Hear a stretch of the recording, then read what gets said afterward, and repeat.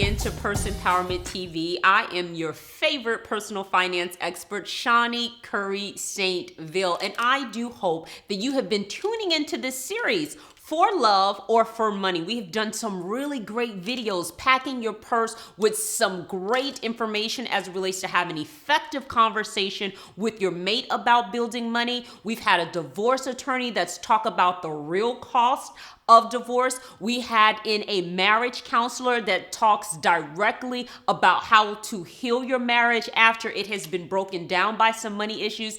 And now I'm going to bear a little piece of my own financial purse as it relates to 4 ways that I talk to my husband about money. So let me just give you a little bit of background about me and my husband. First of all, I met my husband 7 years ago as a banker. He came into the bank and I just thought my husband was so cute, but that's beyond the point. He came into the bank and he was looking for some different types of accounts, and I was making some recommendations to him. In the conversation, I found my husband to be very financially astute. I thought that he was well-rounded. I thought that he was super smart and super cute. So that was the beginning of us developing our relationship. Right? I know most people are thinking, yep, you got to look and now no, not really. That wasn't the whole enchilada. It was the beginning. Being able to know someone, how they value money, how they treat money, how they think about money. That helps to be able to help you make a decision whether or not if you guys can actually marry money, because when you come together, that is essentially what you're doing, figuring out how to blend together the power resources within a home to be able to provide for your family and contribute to your community, okay? So, and by way, my husband actually is a degreed accountant. So you would just think with my background, my passion in his degree alone, we should be like Bill Gates overnight. Wrong. Interesting enough, I have clients where both of them have Ivy League degrees. However, when it comes to managing their money, it is just dysfunctional, because the real issue is really not always the lack of money. It is how you relate to money, how you spend money, and how you talk about money. So again, I'm going to bear a little bit of my soul before I get into that. For those of you who have inboxed me and say, Shani, sometimes you take too long to be sending us out our money. Here you are. If no one has given you anything of great value today, and this is your first time tuning into an information source that wants you to feel rich, that's giving you the permission, that's giving you the approval to say, you know what, girl, be your best self, okay? I'm gonna give you some money right now. You ready? Open up your spiritual purse, your actual purse, your auntie's purse, whatever purse you can feast your eyes on and visualize, because I'm gonna give you some of that money. Honey, you ready? You know, it's Valentine's Day, so you know I gotta add a little bit more money to your honey so that you can be, stashing, cashing, and doing a little smidget bit of flashing. Okay. All right. So let's get into these pointers. Again, so I gave you a little bit of the background noise between me and my husband. I talked about some of my clients as it relates to their ability to make money. However, there's some defective systems as it relates to saving, spending, and sharing money. Again, you want to definitely look at where the person is coming from financially. Me and my husband are totally different. Believe it or not, as much as I love to talk about personal finance, I too love my creature comforts, okay? So while I may not buy something for $5,000, there are some things that just make my soul bubble up, and I figure out creative ways so that I can get them. Well, that's great. Sometimes my husband doesn't necessarily agree, because my husband is 2 things. He is an investor and he is a saver. So while I'm saying, hey, you can kind of use a new pair of shoes, he's probably like, I don't need no shoes. How am I gonna get an ROI on that? You mean to tell me you need a return on investment on shoes? Well, okay then. So there is a difference. I'm bringing out those differences just so you know that a lot of the times when you're having some level of dysfunction about money, it's because psychologically, from your life experiences, it's just not the same. So sometimes you guys may be talking and no one hears each other because you guys are on two different channels, okay? So in those situations, number one of the things that I had to learn to deal with my husband is I did not try to change the things that are important to him. I didn't say, you know what? No more investing. You can't buy this. I don't care how good the proposal is. I don't care how great the investment looks like. I don't care what your return on investment is. You can't do it. So over a period of time, and I've been married at this point for 6 years going into 7, I've learned to be able to respect where my husband is coming from. So number one, you want to try to figure out what is that person's strength? What is the thing that makes that person's soul come alive? And that makes my husband come alive. Me, I like my creature comforts. I'm not wasteful, but there are some things that I really like to have. And sometimes the board of directors that my husband be putting me in front of because he can't understand why we need one more pillow in this house or one more rug in this house. Those things just don't work out for him. So number one, we had to come to understand what the other person really wants and figure out ways so that both parties in the household can get them without breaking down the budget. Alrighty. Okay, the second thing that I do to bring in this conversation with my husband is that I do make time for the conversation. Over a period of time, if he gets too busy, if I get too busy, I want to put this conversation back in front of him because again, we know that we have two different power heads inside of this power structure. So if we're not talking, that means that people are just what they're doing, and somebody gonna have to pay for all of that stuff. Exactly. So we have to go ahead and set up a time to be able to have those type of conversations as it relates to money. Okay. Figuring out the income. Both me and my husband are entrepreneurs. So therefore there's going to always be a whole lot of flux as it relates to income. So you want to get projections so that you know, okay, what's coming in this week? What's coming in this month? What's going out this month? And here are some of the things that we would like to do.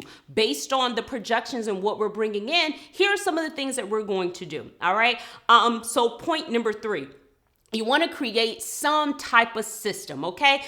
You have to create some level of system because if you don't have a system, then that means that things are just happening and it's not being accounted for. So one of the things that we like to do is envelopes, okay? There are designated envelopes for things that we're doing because again, this is a, somewhat new, but we're starting to really fit into the marriage. So some of the systems are really working for us now. So one of the things that we do is we get these envelopes and we put different expenses on it. So here, this is specifically for expenses, okay? Can't touch that account. If it's not for expenses, you can't do it. This one is specifically for investments. This one is specifically for saving. This one is specifically for sharing. This one is specifically for spending, okay? So we put all of those different envelopes, and whenever we bring in money, we go ahead and allocate a percentage of our income towards those different funds. So let's just say I get this grand idea.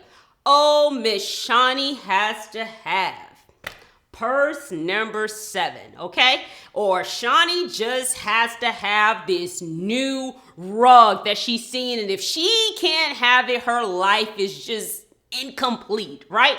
And I go before my husband and I say, oh, babe, I really like this rug. I think we should get it. And he's looking at me like, oh my gosh, Shani, you every time you get a rug in a couple of months, you don't even have the rug no more. Why you gonna buy a rug again? So anyway, while that may be his thought process at the time, if the money is there and the money has not been allocated towards something else, if the money is there, I can go ahead and buy that rug. Now that also works out for him because there is a period of time where I thought, listen, dude, please, okay, you and your investments, just hold on a minute because again, there has to be balance in the household. There's two people that's living out this structure. While one people thinks that it's really important to invest, which those are terms of endearment that I agree with. I believe that you need to do two things with your money. You need to protect them from taxes and you need to protect it from inflation. And the only way to really do that is through investing. I totally get it. Even with that information, I want the shoes. Exactly, right? So when we're having those conversations, we have to figure out the dichotomy, the functionality. So if he says, hey, I felt this really great investment, I want to go ahead and I want to do it, and I'm going to just go ahead and do it. Well, if the money isn't there financially, you just can't do it. You're going to have to wait till you come up with a little bit more coinage. Then maybe you can buy that 4th, 5th, 6th. investment again. That's how it works out. And then we get to have these conversations about how the money is being allocated, as opposed to someone coming up with a grand idea, shifting the household, going out there doing whatever it is that you want to do, and then there's a whole lot of financial dysfunction, and we know we don't want that, okay?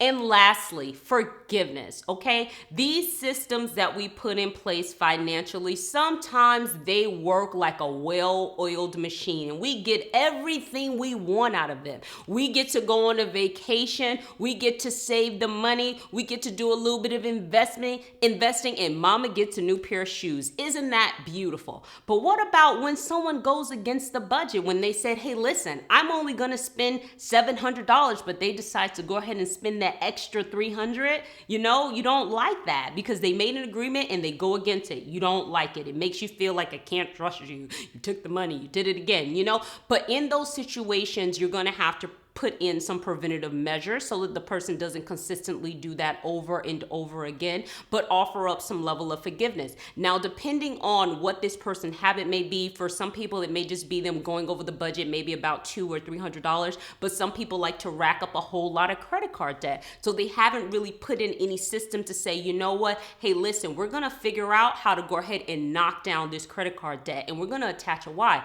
Maybe it's buying a house, maybe it's buying a business, maybe it's buying investment property. But the reason why I am bringing this conversation to your purse is so that you can begin to confront some of these things, because it's not only important to get money, but it's very important to build a legacy. And the way how you do it, if you have another power source inside of your home, is number one, by having the conversations, making time to create systems, and forgiving each other again and again, because sometimes the systems that we create can actually be the ones that, put us in captivity. So we have to recreate those systems again. So those are 4 ways that I effectively communicate with my husband about money. It is not perfect, but it is something that we are constantly giving into again and again, recreating, throwing out the things that doesn't work and reinventing it so that it works for him, it works for me, and it works for our family. I do hope one thing, that you feel richer after watching this episode. And if you do, and you want others to feel exactly how you do, I would like for you to do 3 things. That's right, 3 things. 1, I need you to like this video, I need you to share this video, and I need you to drop a comment, alrighty? As always, I feel richer connecting with you. I hope that you feel richer connecting with me. If you have any specific questions as it relates to building strong relationships with your money, with your mates, you can definitely reach out to me to PurseEmpowerment.com. If you have specific questions, you can always find me on Facebook, either through my Purse Empowerment page or through my personal page, Shani Curry St. Ville. I love you. I hope that you found one thing to make you feel richer.